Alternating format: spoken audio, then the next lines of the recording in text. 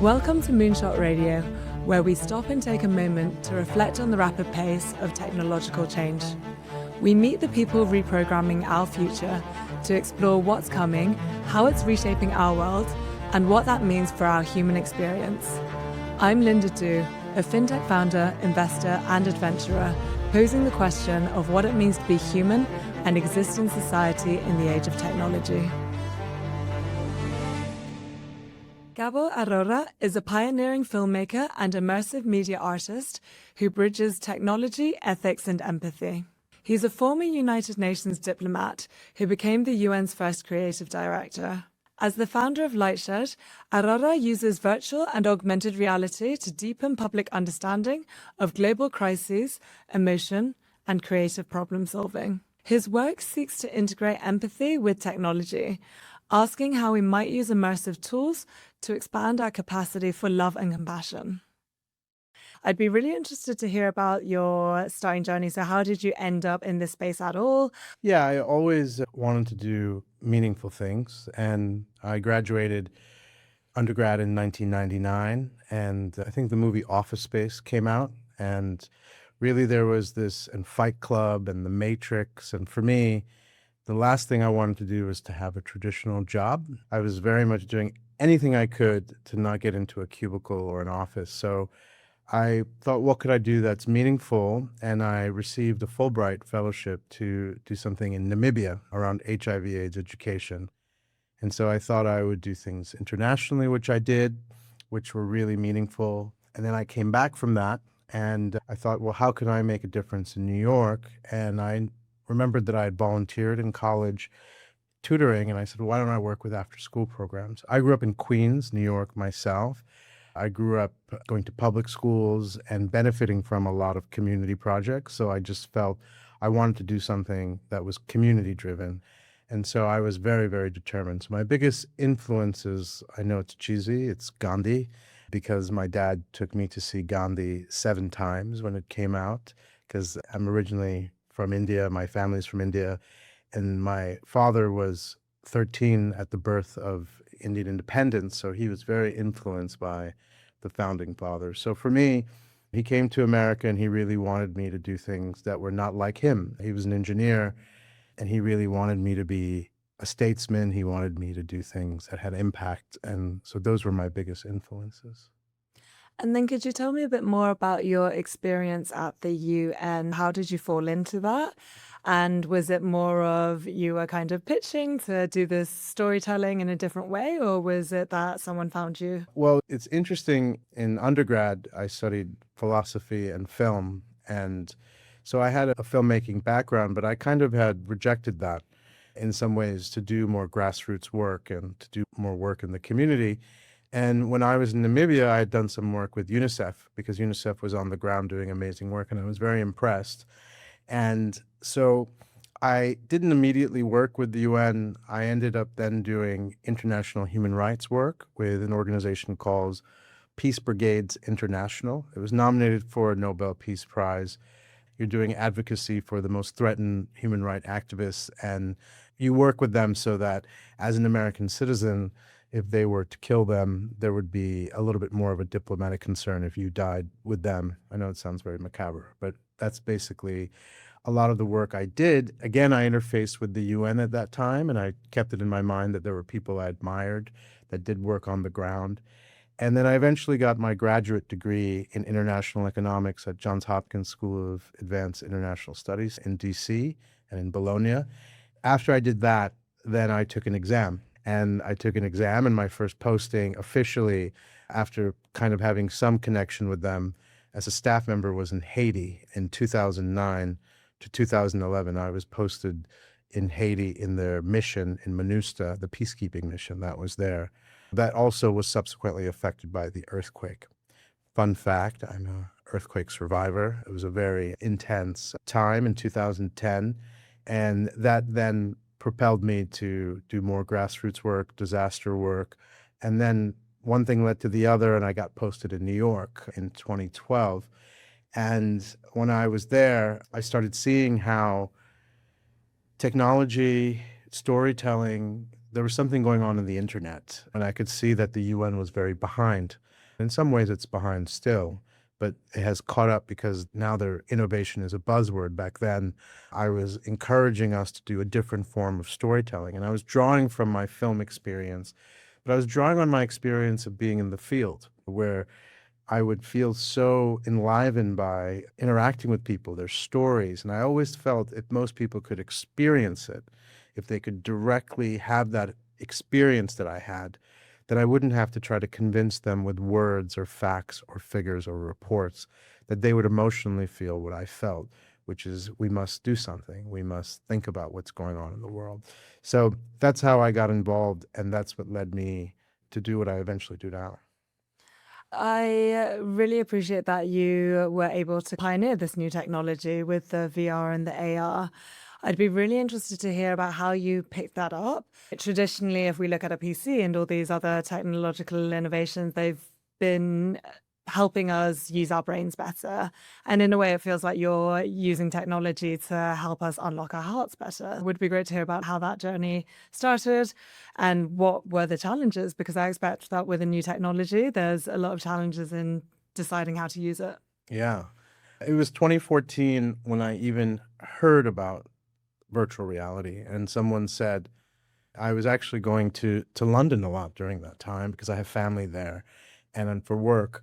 And I was doing a lot of immersive theater, where London is quite a pioneer in compared to New York, because Punch Drunk and all that has come from London.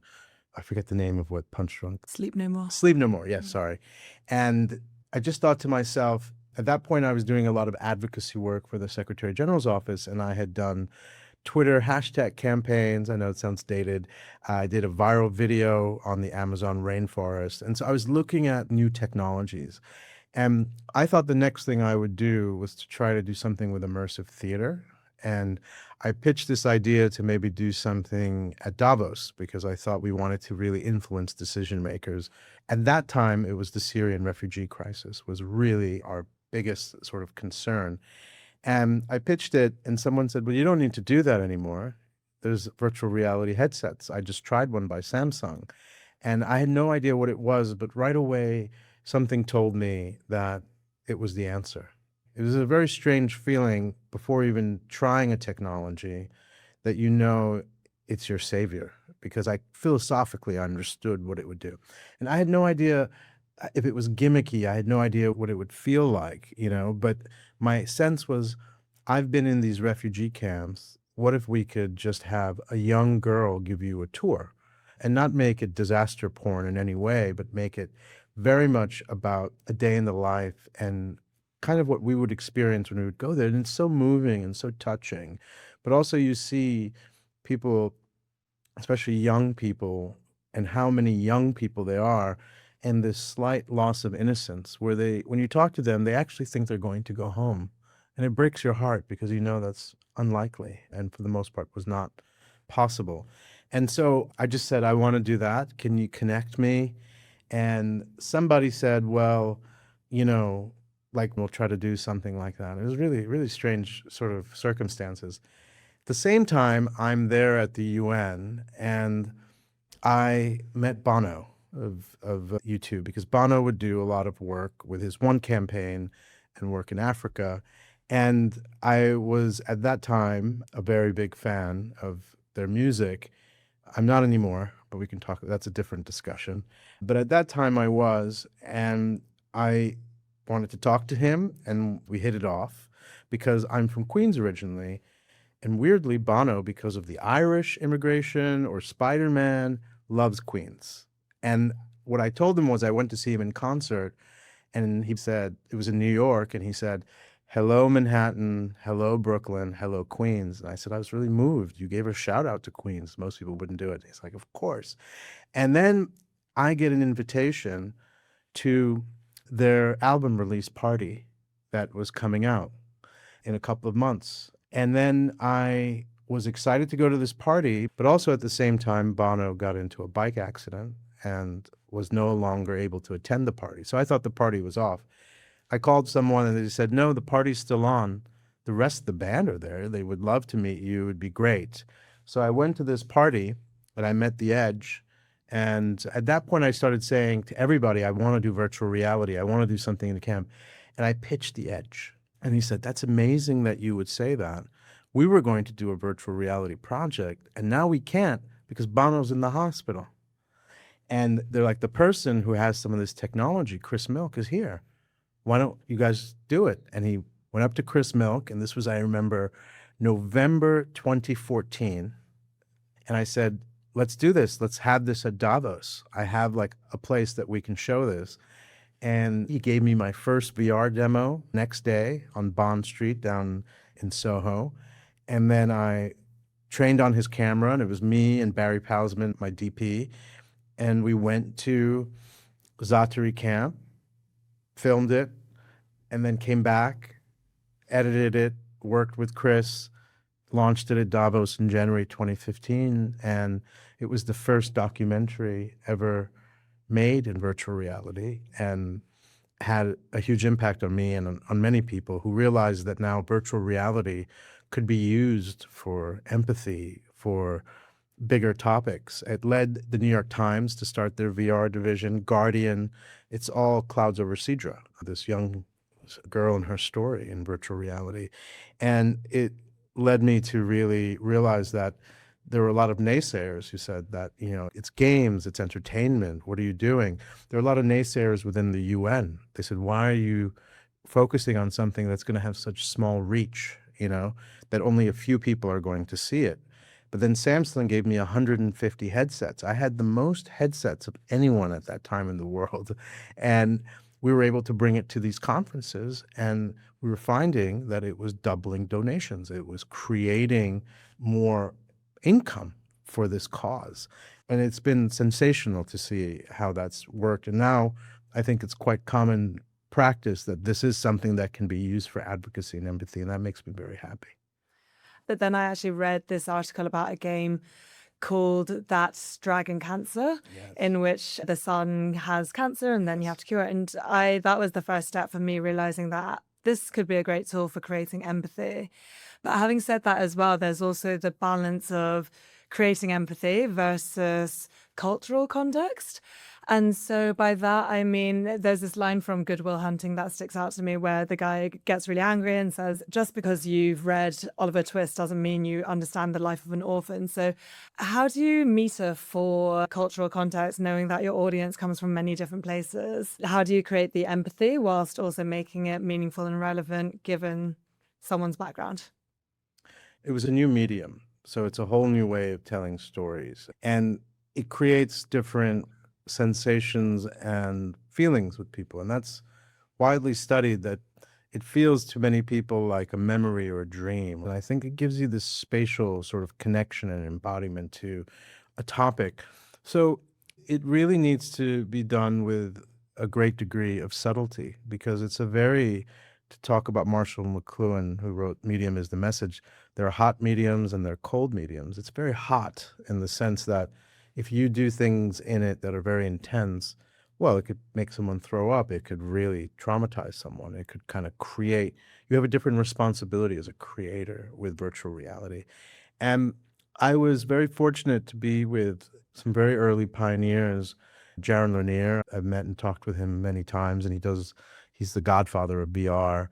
Many people who were in Pixar who were experimenting with this, and they all talked about the need to really, in order to reach empathy, to do it, to really not be afraid of subtlety. In some ways, the slowness, the very ordinariness would create a different sensation. And I think what that does is especially on topics that are very heavy, it kind of diffuses people's expectations that they have. Because when they read about this on the internet or they watch movies about it, they're often quite tense and traumatic. And what I found, and I think what was the innovation, was that if you just have it where you're having dinner with the refugee family, just having dinner, but you feel like you're there and you feel like they recognize you, that there is something deeper there. And I think that deeper sense of intimacy is what we found works with different types of people. I think it's a very different form of storytelling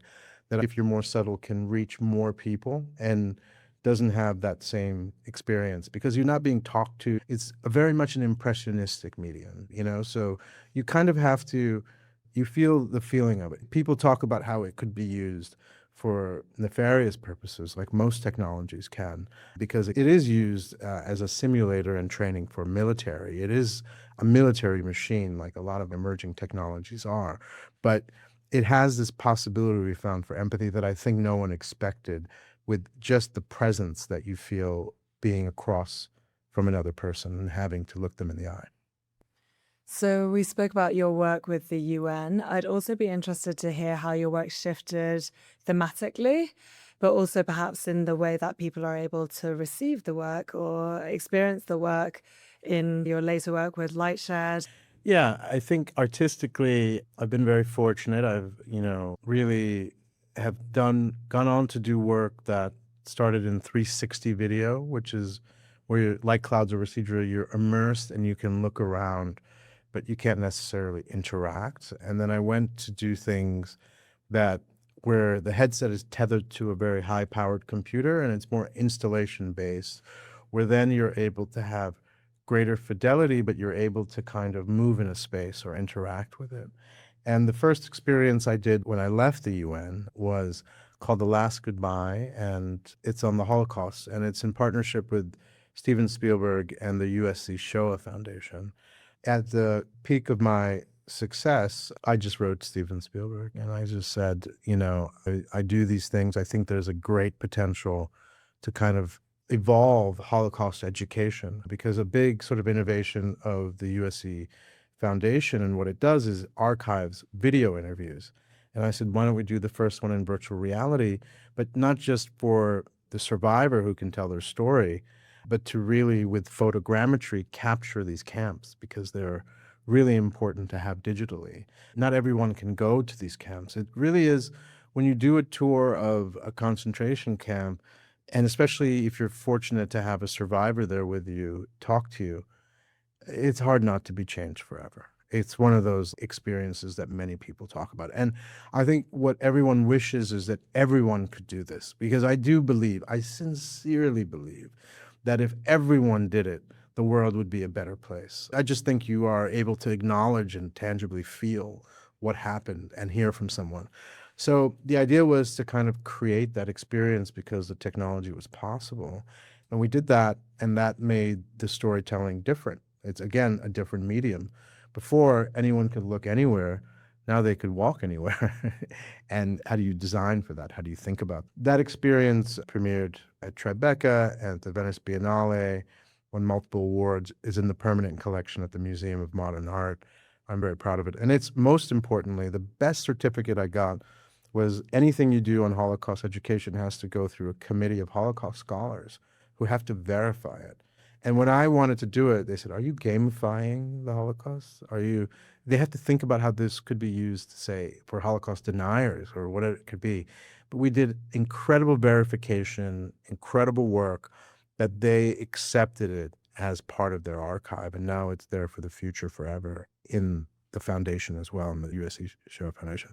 And Spielberg, it was incredible. He was executive producer. It was incredible with him because I think I'm not Jewish, but I know that the Holocaust is a universal thing, and it's always impacted me deeply.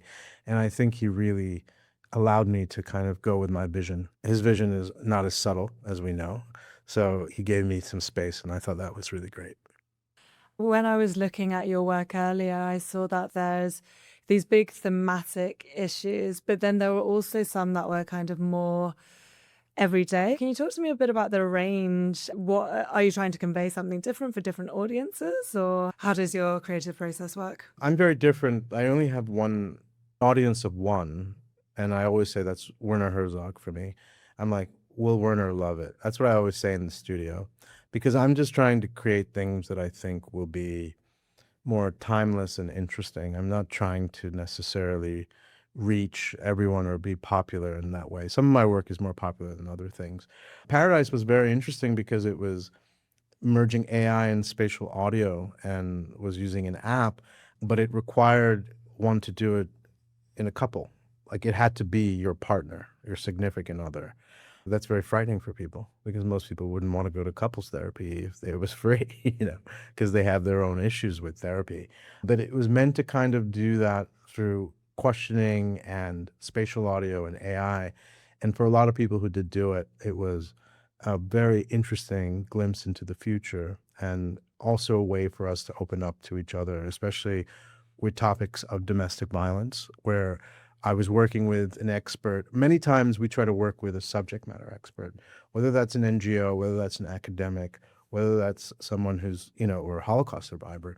They know what they verify. And what we do, or what I try to do, is listen and understand how things work on paper or how things work in a non-VR immersive technology way. Then I think, what could technology bring to it in some ways? What can it do that can't be done otherwise? She would talk about how it's not what you think. In a lot of ways, a lot of people have had a loving relationship with their abuser.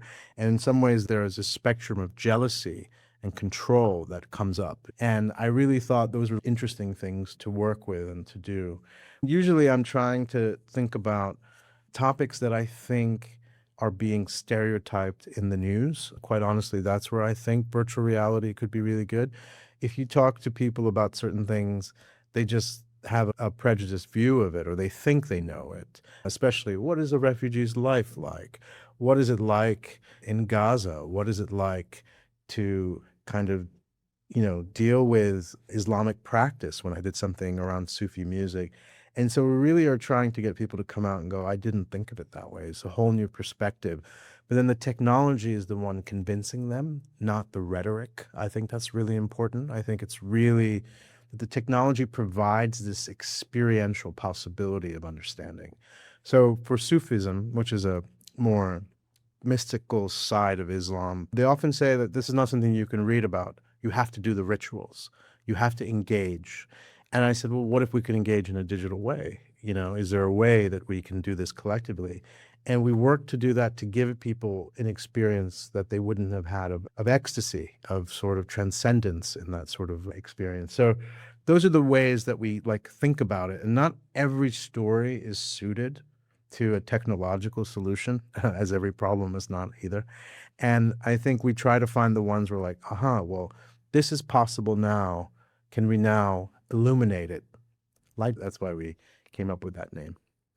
When you spoke about Sufism, one thing that I thought about was maybe there's a spectrum between realism and escapism. And so a common criticism of games is that they actually allow you to escape reality. And so I wonder if you see it that way. And also, I don't necessarily even know if I think escapism is a negative thing, but potentially is it a spectrum, or is it possible to do both? How do you relate to those two aspects of the work that you create? Yeah, one of my biggest influences is from Queens. He's a media theorist that's coming back into vogue now. He's passed away, and he used to be an NYU professor as well. Neil Postman. He did something called Amusing Ourselves to Death. And when I read that in college or afterwards, I said, I don't know what I think about entertainment, and escapism.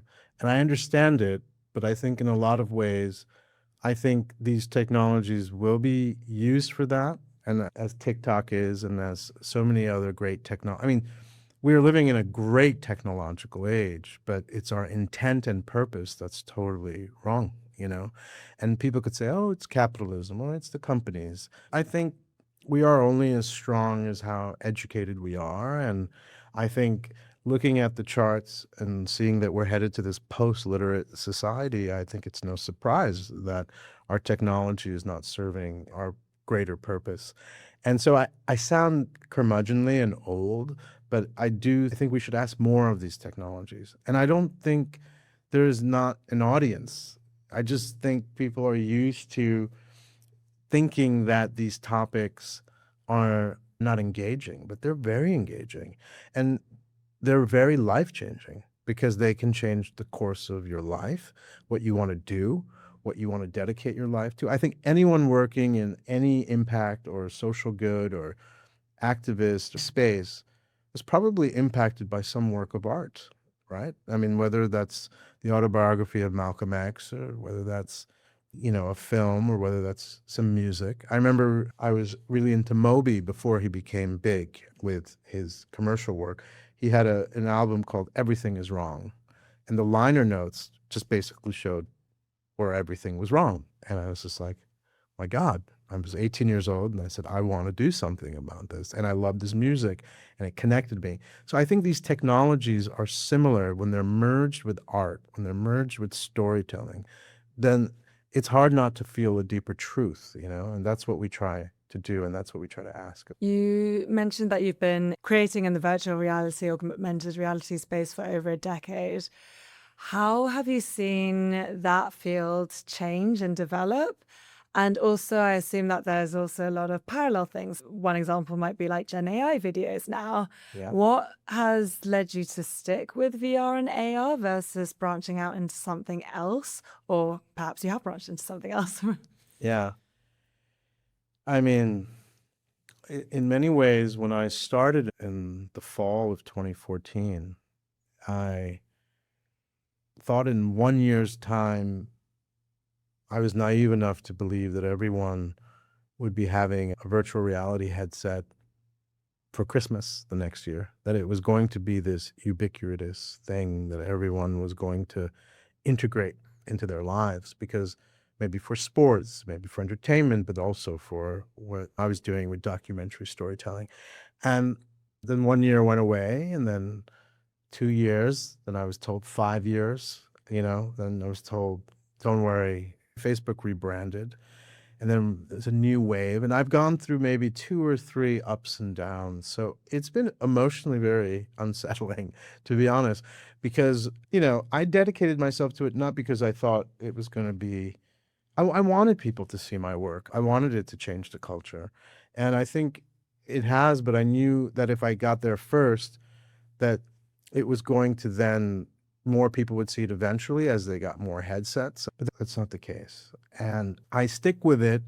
And now I do a lot of things that are around trainings, with bringing cinematic and a more emotional approach to trainings that are for soft and hard skills. That's for doctors and nurses. I've even done things for the US Air Force on soft skills, where a lot of times they have to go in areas that they're not sure where they're going and how to deal with checkpoints. Very interesting things, because there's always learnings in that. But I stick with it because I realize that it makes a difference, and I think there was a recent study out of University of Washington that the World Economic Forum promoted, which was showing, they were studying clouds of Recedra and other immersive media and just showing that it changes people's minds, like it has this ability. So I think you focus on the people you can reach, and you could focus on its targeted use cases. But it is difficult and gets harder to justify going forward when the reach is so small and the use cases are so niche in some ways. I am branching into other things because I'm always thinking about it. Of course, AI is a fascinating, incredibly philosophical, interesting moment we're living through. And I think what I bring to it is my ability to have that mindset. I think there's Suzuki, the beginner's mindset, they say, that's supposed to help you. I think there's a mindset you get in working with emerging technologies where you realize you have to kind of fumble along for a bit. You have to think about what is the minimal viable product? How do you prototype? How do you create something that proves the value that means that you can continue to invest in it? Because it really touches to startup culture. It's incredibly expensive, but you have to motivate people with a vision that you're going to make the first of something that's never been made before, and I think that's what the AI thing is very interesting. And that's why right now I am looking at things. But the thing that's happening with AI that didn't happen with VR is that the ground is changing under our feet so rapidly, even for an artist, even for people who work in it like I am, or other people I know who do it. All of a sudden their workflow in a month or two is gone and they have to learn something new. I think it's much more exhausting and also frightening for people of like, what is it they're learning and how can they develop it? But I think having that mindset is something that you carry with. And that's why I encourage my students. People are like, why should I do this? Like, this is so much risk and there's very little sort of reward in some ways of doing some of these things. But I think life is about learning. And I think it's about when you actually, something hits, you feel like, wow, I've done something that couldn't have been done otherwise, and I made it. And I think that's something that I think is really exciting. And with AI, I mean, I think it's just at the beginning, but I think really the difference is when VR started, it wasn't around a walled garden. There was only really Facebook that was the leader, and they're still the leader in how we do it. And in some ways, we had to build our first camera, use proprietary software in the beginning that people were building, stereo manually, when we were building images. And then that got taken up by Adobe and other places. But it was really artists creating that then companies were doing it. What's crazy about this is a lot of it is already under a walled garden. It's already corporate. But then I'm working with artists that really believe in open source models and are really looking at ways to be disruptive. So there is still some hope, but it's already exploded in a way that I think there's no going back. And I think there's a lot more ethical concerns. I'm also trying to think about artwork that can kind of highlight those ethical concerns, I think are really important to do. Just to run back to your point on the critical mass. So I'm one of these big wearers I have 2 pairs of Ray-Ban Metas. Yeah. I'm already in the wait list for the Meta display one. I do wonder, because I do agree with you that it has taken longer to find that traction in critical mass. But hypothetically, if we do hit a watershed moment, what would the implications be? And also something that I don't know as much about is on the production side as well. Have there been lower barriers to entry to creating VR films? Yeah, I think the Meta glasses, I talk to Meta a lot because, they've supported a lot of my early work and were very generous with a lot of their time and resources. But they're very excited by the Ray-Ban Metas, and I haven't gotten my hands on one yet, but it looks like the lab that I'm running now will probably do a hackathon or we'll do something. I see that converging with the headset, right? Where there will be a moment where it'll get lighter, stronger, better, and things will be possible. And so I always try to advise them to not forget about storytelling, not forget about, a lot of the impact cases that we could do.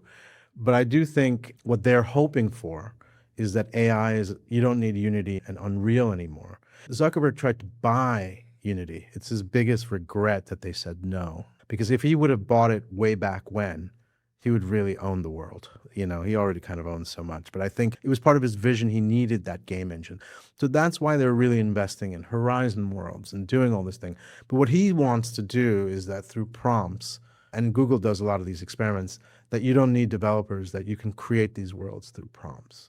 And I think Fei Lin, she's an AI pioneer out of Stanford.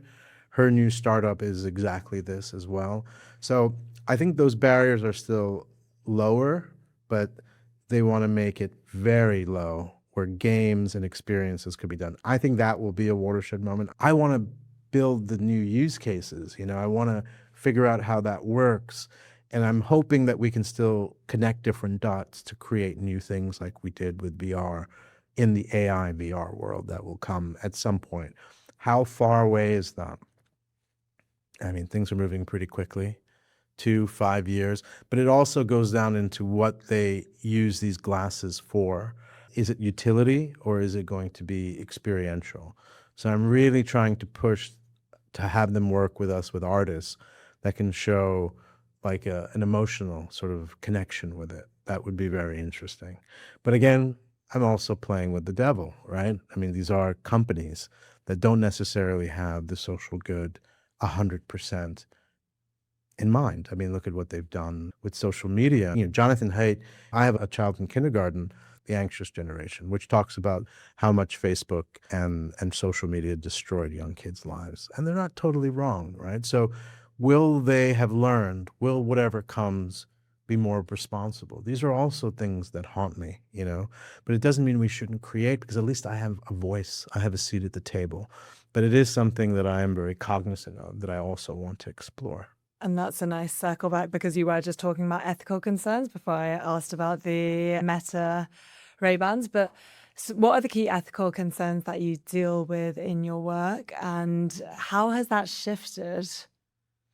Yeah, I think in the beginning, a lot of the ethical things were of it just creating, manipulating people's emotions. But art does that, film does that, a lot of things do it. But VR could do it in a way that's a little bit more irresponsible because it could merge with disinformation and a lot of things could happen. So I think that that was kind of the problem with VR. But then again, Ready Player One, which bizarrely is very influential for VR people, companies like Facebook. I think Facebook or Oculus at one point was giving that book out to every new employee.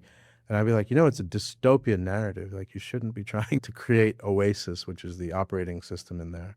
The other ethical concern is that it would, like you said, disconnect people from reality, and in some ways that the most vulnerable would, if you look at in New York City, screen time for kids is higher based on their socioeconomic status. So if you don't have soccer games or you don't have clubs to go to, a lot of kids, like they were before on TV, are on the phone, and I think that has there's enormous implications in so many ways. So those were some of the ethical things, like how will this be abused with the inequality layer that's there. But I think going forward now, and we're doing an event October 30th on propaganda in the age of AI. And I think it's really looking at how politicians are using these tools to propagate their own ideas in a very convincing, funny ways, not only funny, but also like very dark, and how a lot of artists are using it to counter it. I think the ethical concerns of like, what is history? What is true? What happened? I think that's up for grabs right now. I'm originally from India, and I go back, and there's a right-wing government that erases history books the first thing in school and doesn't teach how certain things happened and creates a narrative, especially in India, around against Muslims. It's very bad. And I've seen it now over a generation because they've been in power for almost 15 years. There's just different things in the textbooks that people just don't know their history. I think this goes way, way deeper. I think if we don't have our history, we really can't really be human in the way you and I think about being human. And that's really frightening because I think really we have this connection to the past to learn from it, but also all the wisdom there. And I think a lot of it will be erased. More and more, we depend on things that are not original source or primary sources. So I think those are the biggest things. Going into a post-literate society means it's a society that's more angry and reactive and emotional, but an emotional in a different way. And those are some of the ethical things of like, yes, these technologies are important to activate us in different ways, but how do we keep people reading?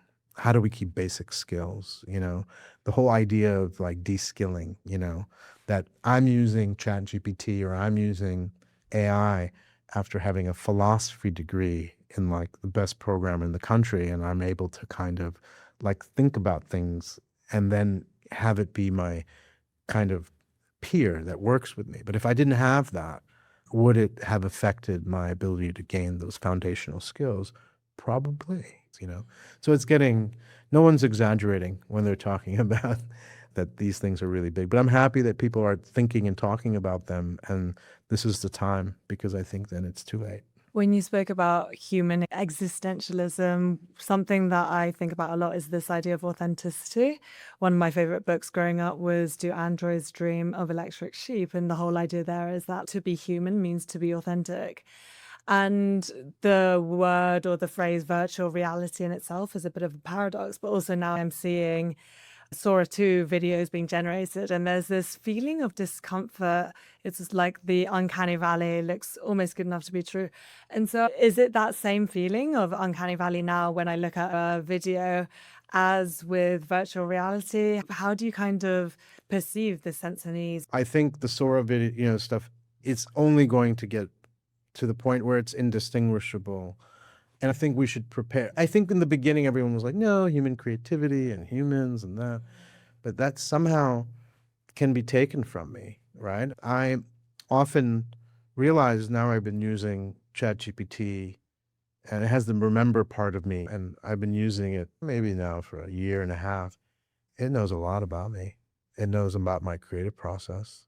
And I think there's a lot there that will feed into making things feel indistinguishable, and they won't be uncanny. I think it's just going to get so good that it's going to get into that David Foster Wallace infinite jest thing, where we'll just be able to entertain ourselves to death or do whatever we want and be able to feel engaged. I do think it is going to have that. And I think that's why they did it.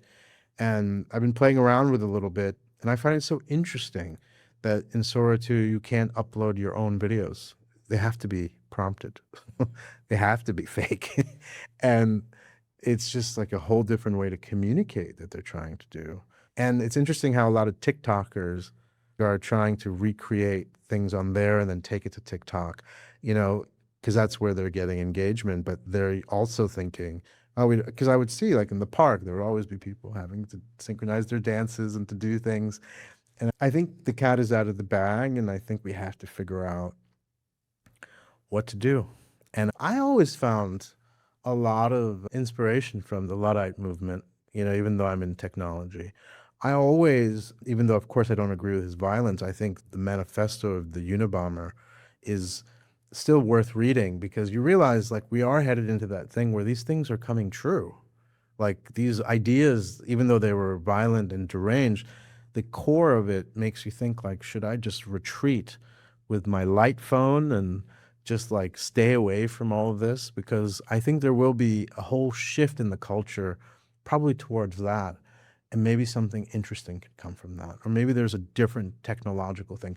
I do love companies like the light phone in some ways. And I do want to, because they realize it's the algorithm, that algorithmic things. They still have podcast tools. They still have music, but they don't put Spotify because it's algorithmic. Everything has to come in a way that you can see how it works.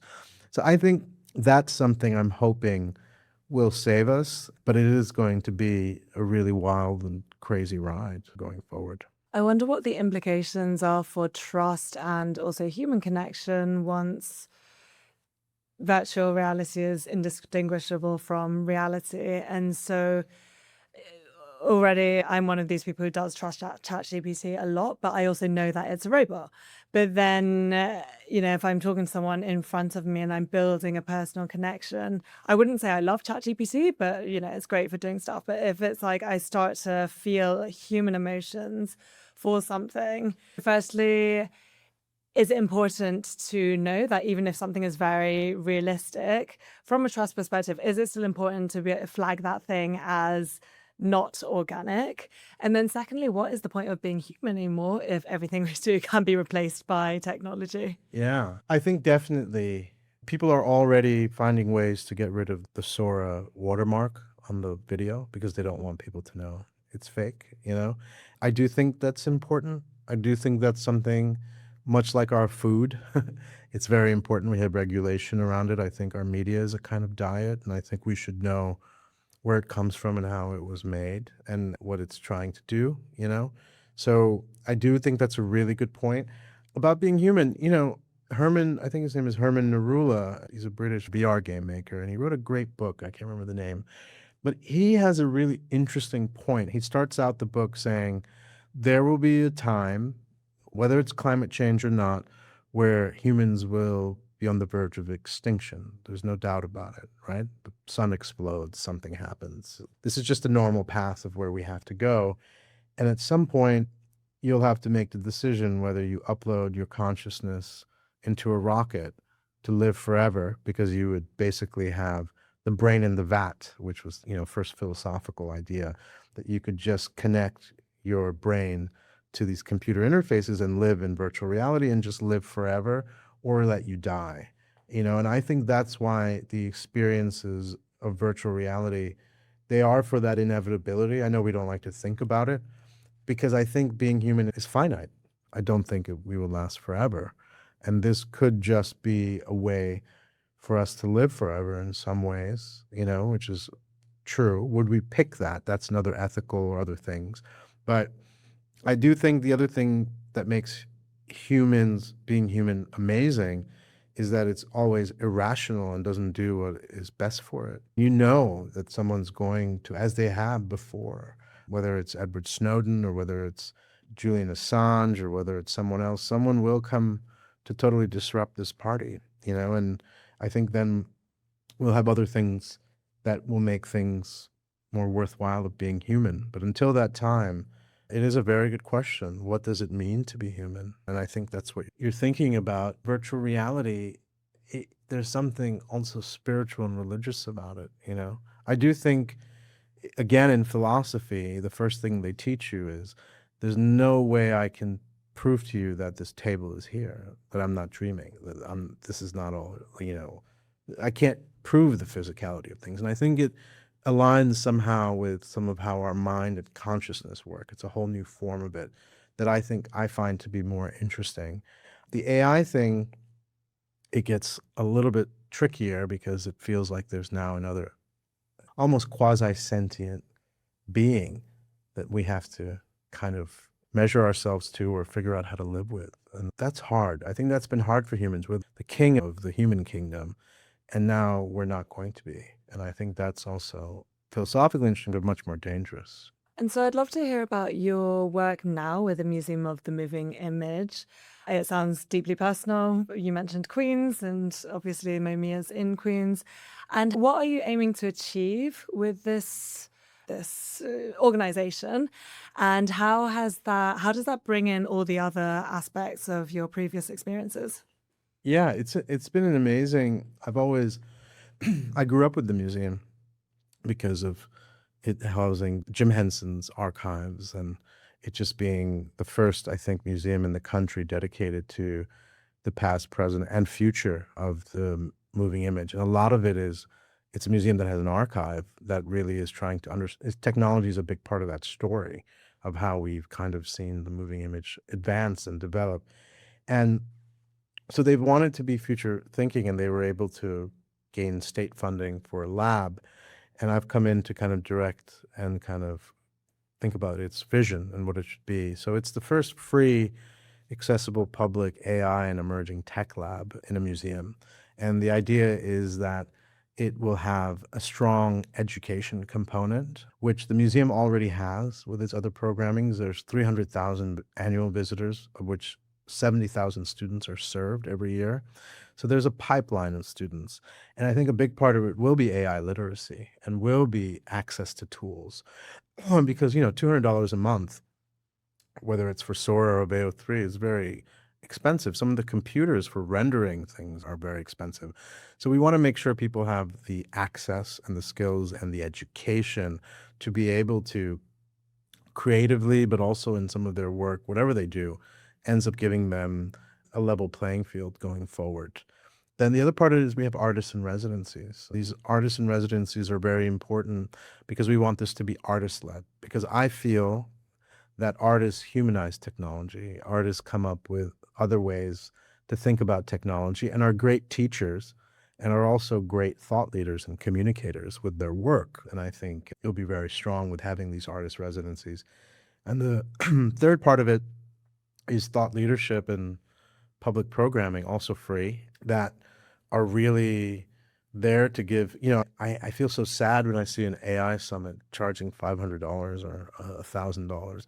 That shouldn't be, that's not what we're doing. We want to bring the best. We want to be the most excellent, but we want to make it accessible and free in the most diverse county in the United States, which is Queens, which is where I come from. So in a lot of ways, a lot of these tech companies, politicians that we talk about, the community, we need to listen to them, what's happening. This is where that interface will happen. And this is where we will make things that are creative and also providing it so that anyone can come off the street and learn and make and do things and reflect. We say learn, create, reflect. And the reflecting part is very important because of the ethics, because of the challenges, so that people could understand what's happening. It has AI, of course, and AI tools, but it has a lot of robotics and virtual reality because the museum has a very strong digital curation. We were just in the New York Times for a Chinese artist that works with AI and video games. We have an exhibition there that's ongoing. So there's like a constant sort of looking at the future and what's happening. So it's an exciting, incredible opportunity. I'm very honored to be a part of it. It's kind of ironic that I have to commute to Queens from Brooklyn. I find it very fitting. My family thinks it's really hilarious, but it's a beautiful museum and a gem. And I'm really happy to be shepherding its next chapter with this lab that's a big part of its vision for the future. I'd be interested to hear if your perspective on your impact has changed. Earlier in our conversation, you were talking about how one of your first projects was you intended it to be shown at the World Economic Forum to influence decision makers. When you create work now or projects or organizations, do you have a very specific impact or goal in mind, or does it differ? How has that changed, and will it likely change again going ahead? Yeah, I think it does differ depending on what I feel the technology and things offer. I'm most comfortable, of course, in virtual reality because, I've done like 40 projects, 8 that are in festivals and were world premieres, but so many other commissions, and whether it's commercials or trainings or other things I've done. But I think I'm looking at things now that are a bit more outside of festivals and museums. I want things to be in public squares. I want things to be in libraries. I want things to be where people who don't have access to these elite sort of institutions and areas are able to kind of feel the wonder and power of these technologies and not be subservient to them. I want to make more people from passive consumers to active creators. And I think ever since COVID, I think it's hard not to think of the burgeoning inequality in the world, but especially in Western democracies. I think that's a big reason our democracies are under threat, is that more of us don't care about this inequality. I think if you do care about it, it's no surprise to me that Trump's biggest base are people who just have a high school degree. I think we need to bring everyone up. We need to think about people in rural areas. So I'm trying to think of ways of art that can kind of engage people that don't have access to those spaces. And that's why the museum is important, because I wouldn't have done it if it wasn't free and I didn't have access. I just wouldn't. It's not my interest. I'm not interested in going. I always say there's MoMA and then there's MoMI, and they're both great. Obviously, MoMA, so much respect. But I do think there's a place for something that is just going to be about the people. And so that's kind of where I'm thinking about my work, that it can kind of hit that kind of different demographic. And I think that kind of work is really vital now. And it might not be shiny and fancy, and it might be as simple as teaching, but in some ways, I think we have to be cognizant where we are in the world politically. And I want to, my roots, as I said in the beginning of this podcast, they're political in some ways. I was interested to do something to make the world better. And now with technology, you can, but you can also get it wrong. It's a really hard thing to work in. So I have some artistic projects that are kind of more in the public square, more interactive, but a little bit more in that way that would make us question and think about the moment we're in. But I do have something I'm developing that hopefully next year would come out. We are coming to the end of our time now, but I do want to ask you a question. What makes you optimistic or hopeful about the future? Because I work as a teacher, and also I'm constantly working with young people, whether it's on my productions or other things, I'm very optimistic about young people. And I know a lot of people say a lot of negative things about young people. So I think every generation older does that. It's just very trite, because it happened when I was younger. They would say it about me and about Gen X and everything. But if I think about how fierce and brave a lot of those Columbia students have been when they had so much to lose, and a lot of them did lose, and fought against the tyranny and for truth, to really call a genocide, and to really, that was young people again. That was not people of my generation. I would talk to people and they'd be like, what are they doing? What do they think they're going to achieve with that? Like, you sound exactly like old people did before.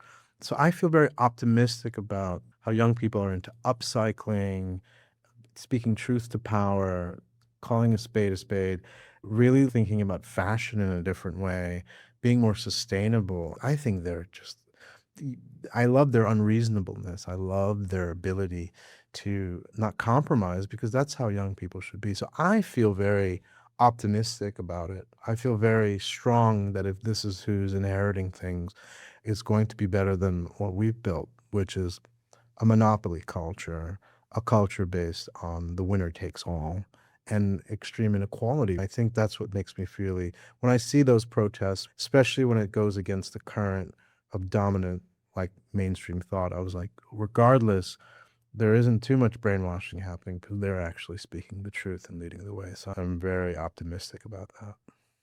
Thank you, Gabo Arora, for sharing a vision of technology as an extension of our empathetic selves.